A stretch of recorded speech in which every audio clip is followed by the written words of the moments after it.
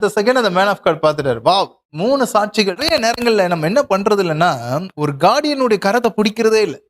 பாதைய பின்பற்று, அவர் உனக்காக என்ன பண்றாரு? ஒரு சப்பட்ட பேரே அவருடைய நாமம் தான். அததான் அவன் தரித்திருக்கான். இந்த செகண்ட் அந்த மேன் ஆஃப் காட் பார்த்துட்டாரு. வாவ்! போறதுக்கு முன்னாடி 3 பேர் எனக்கு முன்னாடி போறாங்க. 1 காட், 2வது ஏஞ்சல், 3வது தேவனுடைய மேன் ஆஃப் தேவதாசன். ஆமென். 3வதா போற உனக்கு என்னப்பா அவ்வளவு பயம்? நான் பார்க்கல என் வாழ்க்கை அடுத்து எப்படி மாறுது. ஆனா தேவன் பார்த்துட்டார். தேவன் பார்த்த அடுத்த செகண்ட் அந்த தூதன் பார்த்துட்டார். தூதன் பார்த்த அடுத்த செகண்ட் அந்த மேன் ஆஃப் காட் பார்த்துட்டார். வாவ்! 3 சாட்சிகள் இருக்கு என் வாழ்க்கைக்கு. நான் உண்மையிலேயே 3 சாட்சிகளுடைய உத்தரவோடு நடந்து போயிட்டு இருக்கேன். எனக்கானது எனக்கு வாய்க்கும். அவன் நீ வெக்கப்பட்டு போறதுக்கோ, நீ தரித்திரப்பட்டு போறதுக்கோ, நீ தலை குனிஞ்சு போறதுக்கோ, நீ இருக்கிற இடத்த விட்டு தலைமறைந்து வாழ்றதுக்கோ தேவன் விரும்பல. உன்னை உயர்த்தவும், உன்னை உயர்த்தி தேவன் வைத்திருக்கிற திட்டத்தின் ஸ்தானத்துல நிறுத்தவும் தேவன் விரும்புற. நம்ம நிறைய நேரங்கள்ல நம்ம என்ன பண்றது இல்லைன்னா, ஒரு கார்டியனுடைய கரத்தை பிடிக்கிறதே இல்லை. நம்மளுக்கு யாரை பிடிக்காது தெரியுமா? எப்பவுமே பசங்களுக்கு கூட யாரை பிடிக்காது தெரியுமா? கார்டியனை மட்டும் பிடிக்காது. ஏன் சொல்லுங்க? ஏன்னா கார்டியன் எப்பவுமே விருப்பத்துக்கு எதிரியா நிற்பார். நம்ம சொந்த விருப்பத்துக்கு முதல் யாரு பர்மிஷன் தரமாட்டா? கார்டியன் தான் தரமாட்டார். ஏன்னா என்ன சொல்லுவார்னா, இல்ல இல்ல நான் உத்தரவு நான் பதில் கார்டியன்றவங்க என்ன தெரியுமா? கார்டியன் எப்பவுமே இன்னொருத்தருக்கு ரெஸ்பான்சிபிலிட்டி. அதாவது உங்க வாழ்க்கைக்கு அவங்க ரெஸ்பான்சிபிலிட்டியா இல்ல. உங்களை இப்படி வாழ வைக்கணும்னு சொல்ற உங்க தகப்பனுக்கு அவங்க ரெஸ்பான்சிபிலிட்டியா இருக்காங்க.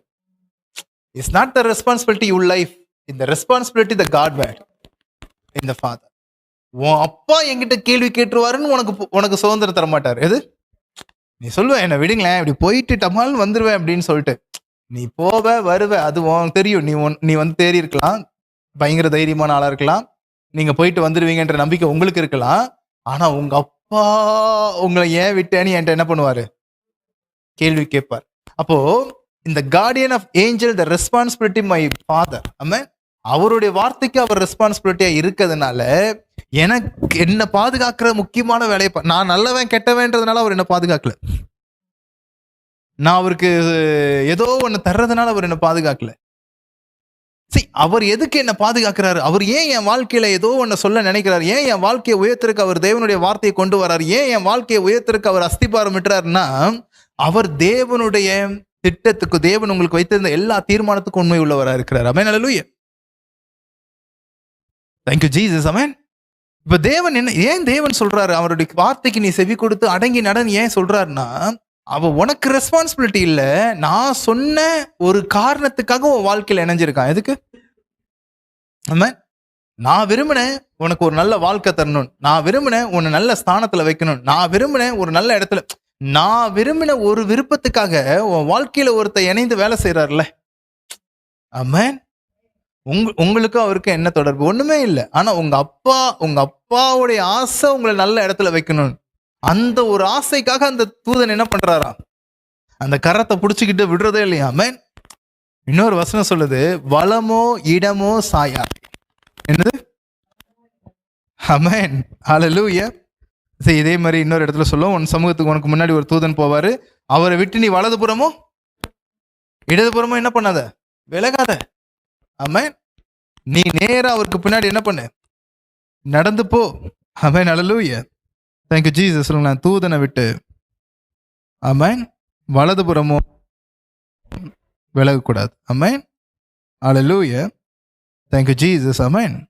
நம்ம நிறைய நேரங்கள்ல நம்மளுக்கு ஆசை என்னன்னா, லெஃப்ட்ல ஒரு ரவுண்டு, ரைட்ல ஒரு ரவுண்டு. ஆனா தேவன் சொல்றாரு, லெஃப்டோ ரைட்டோ நீ கால் எடுத்து கூடாது. ஆமென்.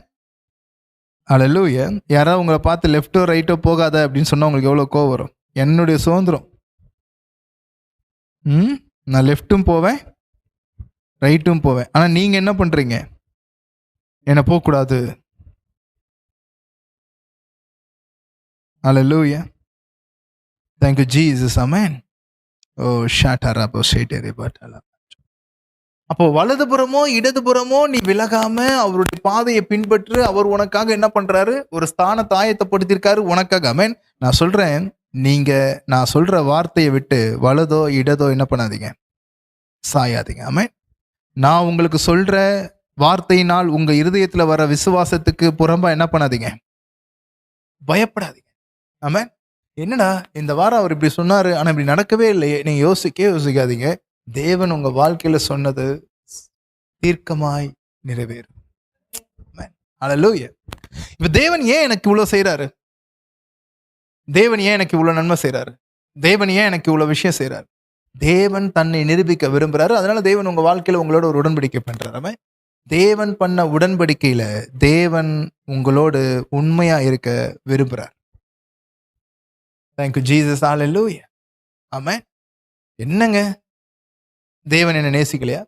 தேவன் என் மேல விருப்பமா இல்லையா? நான் தேவனுடைய பிள்ளையா இல்லையா? தேவன் எதுக்கு கார்டியன் தரணும்? ஏன் தேவன் என்ன கார்டியன் போட்டு நடத்தணும்? ஏன் நான் நேரடியா தேவனுடைய சத்தத்தை கேட்டு நான் நேரடியா நடந்துட மாட்டேனா? உண்மையிலேயே நான் சொல்றேன், தேவனுடைய சத்தத்தை கேட்டு நீங்க நடக்கிறதுக்கு உங்ககிட்ட என்ன இல்ல? பொறுமை இல்ல. தேவனுடைய சத்தம் உங்க காதுல கேட்கிற வரைக்கும் நீங்க என்னவா இல்ல? பொறுமையா இல்ல. நீங்க தேவனுடைய சத்தம் கேட்கறதுக்கு முன்னாடியே நீங்க அந்த இடத்த விட்டு என்ன பண்ணிடுறீங்க? நகர்ந்துறீங்க. ஏன்னா நீங்க வாழ்ற அன்றாட வாழ்க்கையும் உங்க வாழ்க்கையின் சூழ்நிலையும் தேவனுடைய சத்தத்தை கேட்கறதுக்கு உங்களை காத்திருக்கிறதுக்கு என்ன பண்றது இல்ல? விடுறது இல்ல. அதனால உங்களால தேவனுடைய சத்தத்தை கூர்ந்து கவனிக்க முடியாததுனால தேவன் தன்னுடைய சத்தத்தை தன்னுடைய சமூகத்துல காத்திருக்கிறதுக்குனே ஒரு தூதனை ஆயத்தப்படுத்துறார். உங்களை நடத்துற தூதனுடைய வேலையை என்ன தெரியுமா? அவருடைய சமூகத்துல காத்திருக்கிறதா. ஏன் அவருடைய சமூகத்துல அந்த தூதன் காத்திருக்கிறார்? அந்த தூதன் அவருடைய சமூகத்துல காத்து இல்லைன்னா உங்களை நடத்துறதுக்கான வார்த்தை அந்த தூதனிடத்துல இருக்காது. ஒருவேளை நீங்க இந்த சமுதாயத்துல இருக்கிற அதே பிஸி போலவே அந்த தூதனும் இருக்க நினைச்சாருன்னா உங்களை நடத்துறதுக்கான வார்த்தை அந்த தூதன் கிட்ட இருக்காது. ஏன் ஒரு முக்கியமான ஒரு higher the realm of the spirit, ஒரு ஹையர் மேன் ஆஃப் காட், ஒரு ஹையரா வாழக்கூடிய தேவதாசர்கள் அதிகமா காத்திருப்ப விரும்புறாங்க? ஏன் அதிகமா அவங்க தேவ சமூகத்தை நாடுறாங்கன்னா அவங்களுக்கு தெரியும் இந்த மனிதர்கள் பிஸியா இருக்காங்க. இந்த மனிதர்கள் பிஸியா இருக்கிறதுனால இந்த மனிதர்கள் தேவனுடைய சத்தத்தை கேட்க முடியல. நாமளும் இந்த மனிதர்கள் போல பிஸியா இருந்தோம்னா நம்மளும் யாருடைய சத்தத்தை கேட்க முடியாது? தேவனுடைய சத்தத்தை கேட்க முடியாது. அதனால அந்த மனிதர்கள் தேவ சமூகத்தை காத்திருக்காங்க. அதாவது அவங்களுக்காக கிடையாது. ஆமென். அவங்களும் நம்ம எல்லாரும் மாதிரி துரிதமா வேலை செஞ்சு முன்னேறி ஓடிக்கிட்டே இருக்கலாம். ஆனா அவங்க காத்திருக்கிறத விரும்புறாங்க. ஏன்னா அவங்க நமக்காக செய்தியை சுமக்கிறாங்க. ஹல்லேலூயா. ஆமென். மத்தேயு எழுதின சுவிசேஷத்துல இயேசு சொல்றாரு, உங்களுக்கு நான் கொடுத்திருக்க தூதன் எப்பொழுதும் என் சமூகத்தை தரிசிக்கிறவனா இருக்கிறான். ஏன் ஒரு தூதன் எப்பொழுதும் உங்க சமூகத்தை தரிசிக்கணும்? ஏன்னா அந்த தூதன் உங்களுக்கான வார்த்தைகளை தேவனிடத்துல இருந்து பெற்றுக்கிட்டே இருக்கிறார். ஆமென்.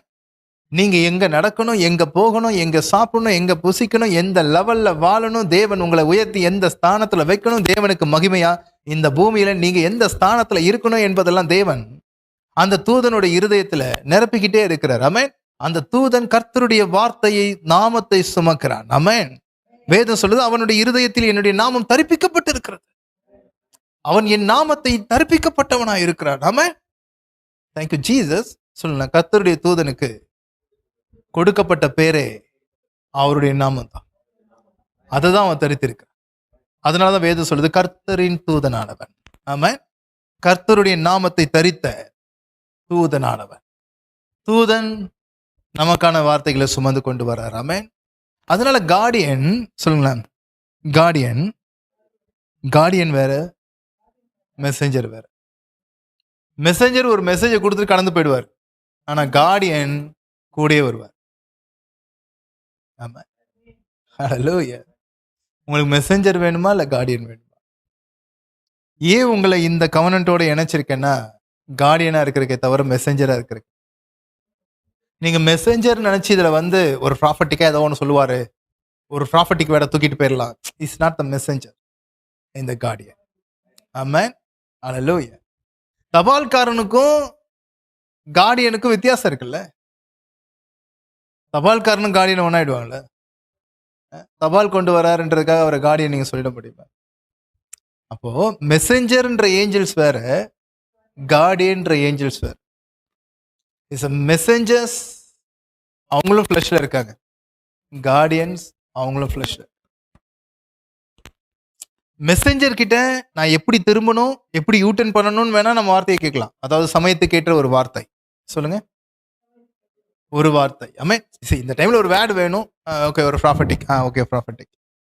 பட் ஆனா இல்ல இல்ல இல்ல இல்ல இல்ல என் கரம் பிடித்து ஒருத்தர் நடத்த வேண்டியது இருக்கு. அவர் எனக்கு ஆலோசனை சொல்ல வேண்டியிருக்கு. அவர் எனக்காக தேவனுடைய வார்த்தை எப்பொழுது பேச வேண்டியிருக்கு. அவர் தேவனுடைய சமூகத்தை தரிசிக்க வேண்டியிருக்கு. இந்த காலகட்டங்கள்ல ஏற்படக்கூடிய நெருக்கத்துல அவர் என்ன விசாலத்துல வைக்க வேண்டியது இருக்கு. ஆமென்.